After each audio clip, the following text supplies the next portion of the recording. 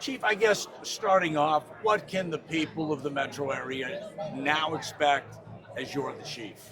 So, I took over as acting chief back in July, and one of the first things I did was more visibility. I want our officers to get out of the cars or public transportation. They should be on the vehicles, on the platforms, at the bus stops, for two reasons. One is obviously to deter crime, but also customer service. Look, there's a lot of people here that came down to see my event. A lot of them didn't even know where the Track 7 was. What better person to go to than a police officer standing there to feel secure to ask questions. I want to build that sense of community service within our police department. Wondering if you agree the transition from the former chief to you now has been controversial. I don't feel it's been controversial. I think obviously I've been here for 9.5 years. I've continued our mission forward in regards to providing a welcoming transit environment. Whatever issues that they left, that's on their own. That's on them. I'm here. I'm committed. This is a great agency, a great organization. The men and women that work here provide a need for public transportation is really what's important to me.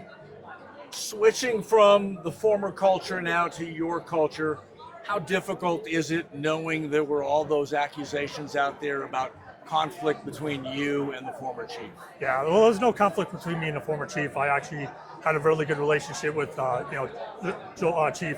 But I think the officers, they wanted some stability. And when I say officers, actually our whole police department, because we have a lot of civilian support. They wanted some stability here. They were very excited that I put in for the chief process. And when I received the job offer, they were excited as well. They know what my vision is. They know my dedication here. And again, they just want to move forward. They all came here from different departments, as well as coming here, new as fresh officers. And they just want to follow that mission in regards to providing that welcoming transit environment. You said you got along with the former chief. Have you read the lawsuit that mentions your name 41 times? Yeah, you know what? I don't even want to talk about that lawsuit. That's obviously it's an ongoing thing. But like I said, myself and the chief, I felt I got along well with him. So. Okay. And then one other question about it. In that lawsuit, he essentially accuses you of a racial coup, and now you're chief. How do you address that? Yeah, well, we did a nationwide search. Obviously, I was the most qualified, is what they found. Again, all that's all in litigation. So we'll see when, how that develops. But I can only tell you, like I've said before, I have 32 years in law enforcement. My honor, my integrity, my name. I invited my family out here. They're the ones that I come here and work hard for every day. I would do nothing to put them in any harm's way or any discourse to being associated with me. So I can tell you that is not the person I am. Final question. Yeah. You applied and were considered when Chief Fitzgerald got the job. What's the difference between you now and when you applied years ago? Yeah, I've learned a lot in 3 years. I went to the FBI National Academy.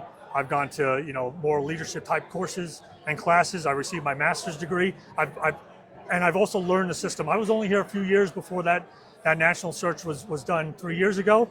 But from 3 years ago today, I'm a different person in regards to leadership. I really understand the organization, the needs, understanding what our general manager and CEO's vision is, and I think I'm the right person to move us forward in that direction.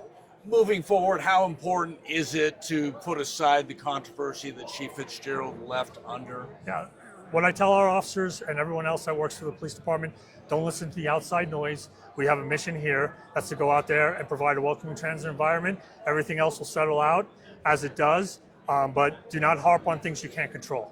So right now, I just tell them to go out there and do a great job. They've been doing it. You can see criminal incidents continue to decline. They're very positive. They have a lot of, we just did the Fraternal Order of Police contract. So they did, we had a really good contract with them. They know we're invested with them, and they're showing the investment back to us. Are you confident you can do this job? I believe so, yes. Yes, I'm very confident. I've been doing it now for 10 months. We've seen decreases.